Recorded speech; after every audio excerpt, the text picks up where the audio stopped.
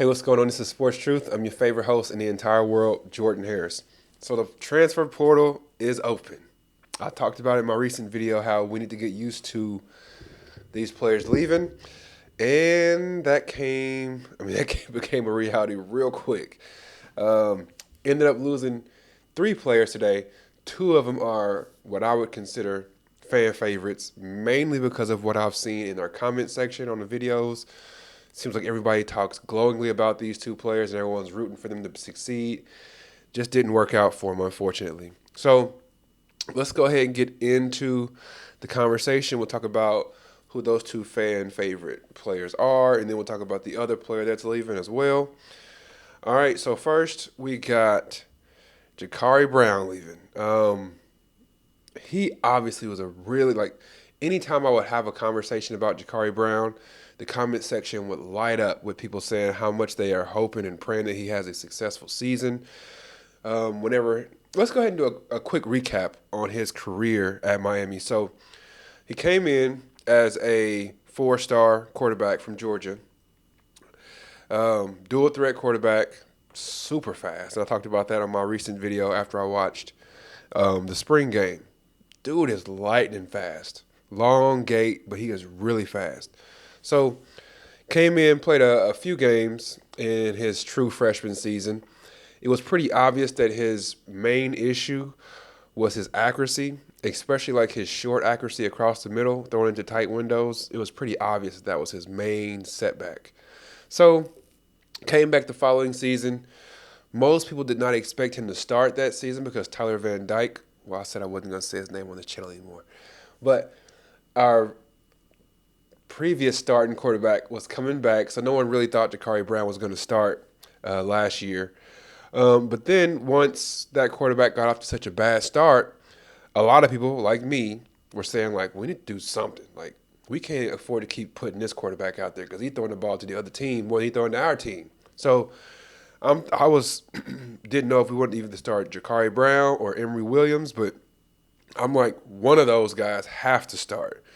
And everybody in my comment section was like, I don't know anything about this Emory Williams dude, but we got to put Jakari Brown out there. He needs the opportunity.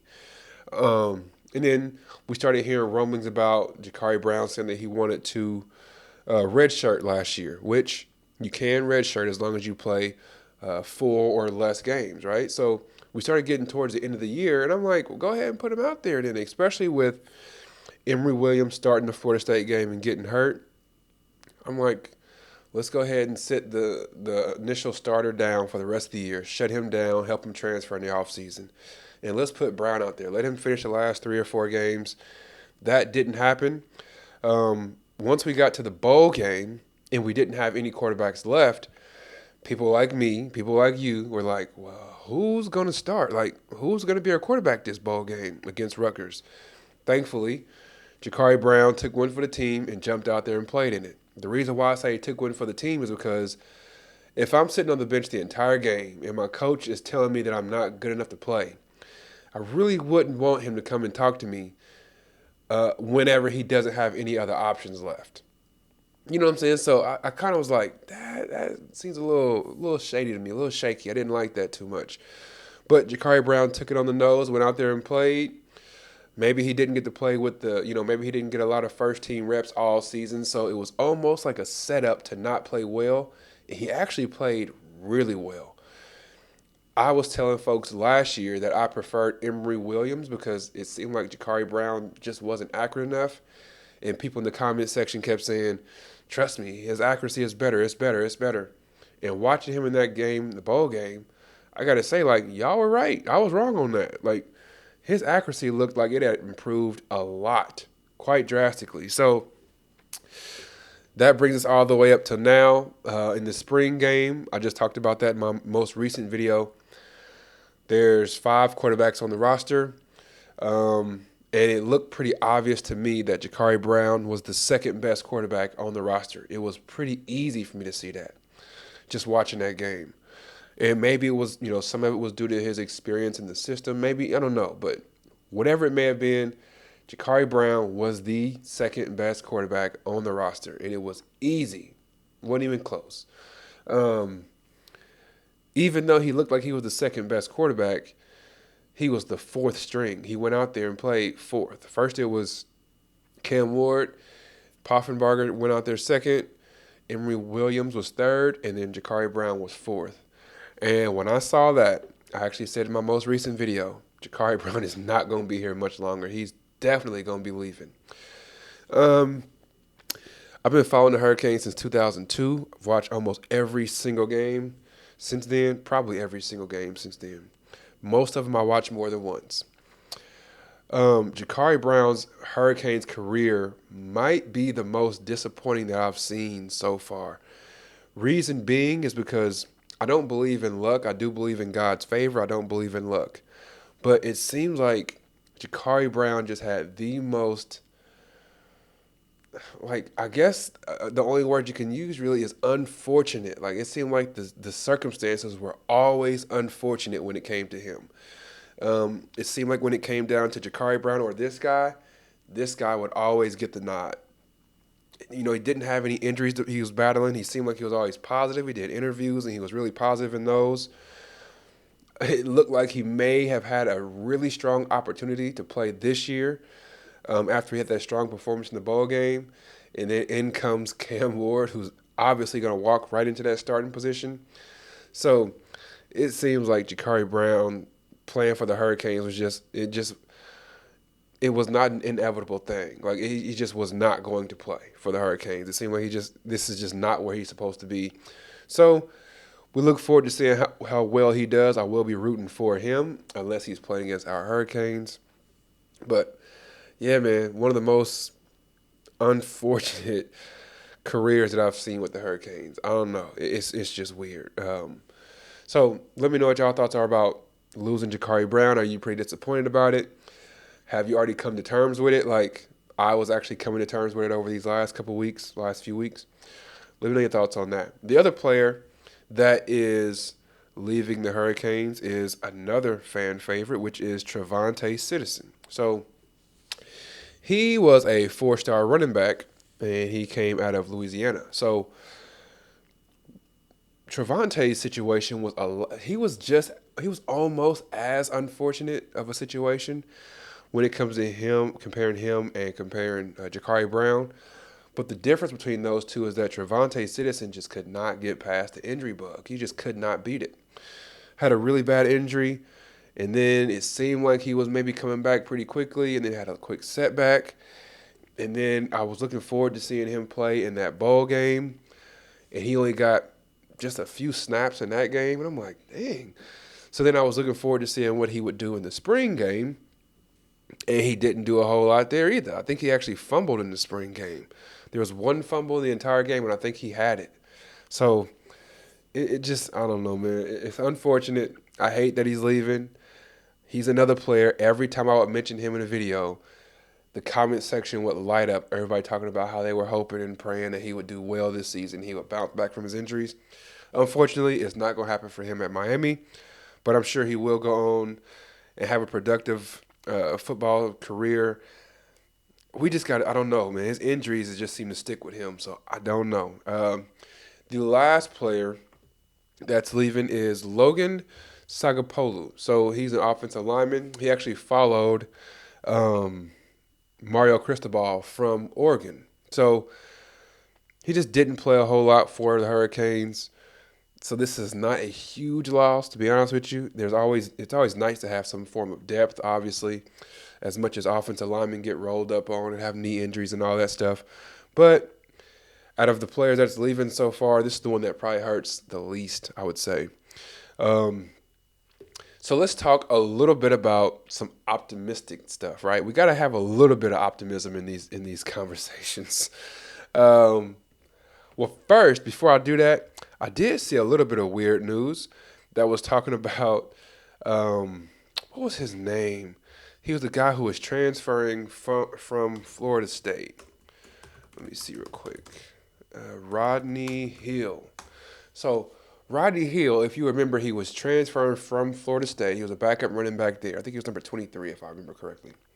He was transferring from Florida State. Then he committed to the Hurricanes as a walk-on And people were like, well, he might actually be able to do something for us. That did not last long because Florida A&M ended up hiring a new coach. And before any of us knew it, Rodney Hill was then going to Florida A&M and decommitting from the Hurricanes. Wasn't a big loss, but I do think it's funny.